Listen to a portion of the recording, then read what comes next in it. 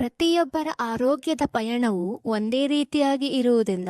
ಕೆಲವರು ನೋವಿನೊಂದಿಗೆ ಬರುತ್ತಾರೆ, ಕೆಲವರು ನಿರೀಕ್ಷೆಯೊಂದಿಗೆ ಬರುತ್ತಾರೆ ಮತ್ತು ಕೆಲವರು ಹೊಸ ಆರಂಭಕ್ಕಾಗಿ ಬರುತ್ತಾರೆ. ಇಂದು ಸುಮಾರು 70 ವರ್ಷದ ಶ್ರೀಮತಿ ಲೀಲಾ ಕೆ ಶೇಟ್ ಅವರ ಸೆರಾಕೇರ್ನ ಪಯಣವನ್ನು ಅವರದೇ ಮಾತುಗಳಲ್ಲಿ ಕೇಳೋಣ. ಎಷ್ಟು ಸಮಯದಿಂದ ಇಲ್ಲಿಗೆ ಬರ್ತಾ ಇದ್ದೀರಿ? ಈಗ 4-5 ದಿವಸ ಆಯ್ತು. 4-5 ದಿವಸದಿಂದ. ಸೊ ಯಾವ ಪ್ರಾಬ್ಲಮ್ಗೆ ಬರಲಿಕ್ಕೆ ಶುರು? ಕಾಲು ಗಂಟು ನೋಡಿದ್ರು. ಹಾ. ನಾನಂದ್ರೆ ತುಂಬಾ ನಡೀತಾ ಇದ್ದೆ.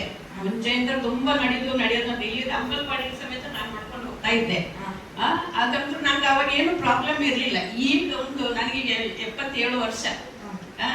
ಈಗ ಕಾಲು ಗಂಟು ನೋವಾಗಿ ನಡಿಲಿಕ್ಕೆ ತುಂಬಾ ಕಷ್ಟ ಆಗ್ತಾ ಇತ್ತು. ಕಡೆಗೆ ಸಿಟಿ ಆಸ್ಪತ್ರೆಗೆ ಹೋಗಿ ಅಲ್ಲಿ ತೋರಿಸಿದ ನಂತರ ಸ್ಕ್ಯಾನ್ ಮಾಡಿ ಅದೆಲ್ಲ ಕೊಟ್ಟರು ಅವರು. ಅದರಿಂದ ನನಗೇನೋ ಸ್ವಲ್ಪ ಕಡಿಮೆ ಆಗಲಿಲ್ಲ, ಮದ್ದು ಉಂಟು ಇನ್ನು.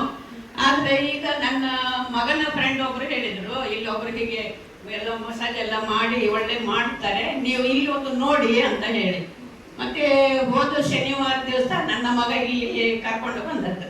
ಅಲ್ಲಿಂದ ಈಗ ನಾನು ದೇವರದು ಒಳ್ಳೇದಾಗಿದೆ ನನಗೆ. ದೇವರ ದಯದಿಂದ ಇನ್ನು ನೀವು ಒಳ್ಳೇದಾಗಲಿ, ಎಲ್ರಿಗೂ ಒಳ್ಳೇದಾಗಲಿ ಅಂತ ನಾನು ಎಲ್ಲರೂ ಹೇಳ್ಕೊಂಡು. ನಮ್ಮ ಊರಲ್ಲಿ ಎಷ್ಟು ಪರ್ಸೆಂಟ್ ಇಂಪ್ರೂವ್ಮೆಂಟ್ ಆಗಿದೆ? 50% ಆಗಿದೆ. ಹಾಗಾದ್ರೆ ಹೆಜ್ಜೆ ಹಾಕ್ಲಿಕ್ಕೆ ಆಗ್ತಿರ್ಲಿಲ್ಲ. ಈಗಾದ್ರೂ ಸ್ವಲ್ಪ ನಡ್ಕೊಂಡು ಹೋಗ್ತಾ ಇದ್ದೇನೆ.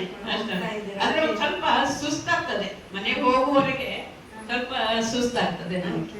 ಸ್ವಲ್ಪ ಸೊ ಅವರ ಏಜಿಗೆ ಅವರು ಅಷ್ಟು ಚೆನ್ನಾಗಿದ್ದಾರೆ, ಅಷ್ಟು ಅವ್ರು ಹೇಳ್ತಾ ಇದ್ದಾರೆ. ಸೊ ನಮ್ಮ ಪಡಿ ತನಕ ನಡ್ಕೊಂಡು ಹೋಗ್ತಾ ಇದೆ ಅಂತ ಅಲ್ವಾ? ನಾವೇ ಎಷ್ಟು ಜನ ಅಷ್ಟು ನಡ್ಕೊಂಡು ಹೋಗ್ತೇವೆ. ಇದೇ ಒಬ್ಬರೇ ಡಾಕ್ಟರ್ ನನಗೆ ಹೇಳಿದ್ರು, ನಿಮಗಂತೂ ಶುಗರ್ ಬರುದಿಲ್ಲ, ಯಾಕಂದ್ರೆ ನೀವು ತುಂಬಾ ನಡೀತಿರಲ್ಲ, ನಿಮ್ಗೆ ಶುಗರ್ ಬರುದಿಲ್ಲ ಅಂತ. ದೇವರಿಂದ ಶುಗರ್ ಇಲ್ಲ, ನನಗೆ BP ಒಂದೇ ಇರೋದು. ಸೊ ಮೆಡಿಸಿನ್ ತಗೊಳ್ತಾ ಇದ್ದೀರೋದಕ್ಕೋಸ್ಕರ ಬಿಪಿಗೆ ಮೆಡಿಸಿನ್, ಬಿಪಿಗೆ ಮಾತ್ರೆ ದಿನಕ್ಕೊಂದು ಮಾತ್ರೆ ತಗೊಳ್ತಾ. ಬೇರೆ ಯಾವ್ದಕ್ಕೊಂದು ಮೆಡಿಸಿನ್ ತಗೊಳ್ತಾ ಇದ್ದೀರಾ? ಬೇರೆ ಬಿಪಿಗೆ ಒಂದು ಮೆಡಿಸಿನ್, ಸೊ ಅದು ಕೂಡ ತಗೊಳ್ಳಿದ್ದಾಗೆ ಆಗ್ಲಿ ಅಂತ ನಾವು ದೇವರ ಹತ್ರ ಡೈಲಿ ಕೂಡ ಬರ್ತಾ ಬನ್ನಿ ಅಮ್ಮ, ನಿಮ್ಮ ಪ್ರಾಬ್ಲಮ್ ಅನ್ನು ಮಾಡ್ಕೊಳ್ತಾ ಬನ್ನಿ. Thank you very much.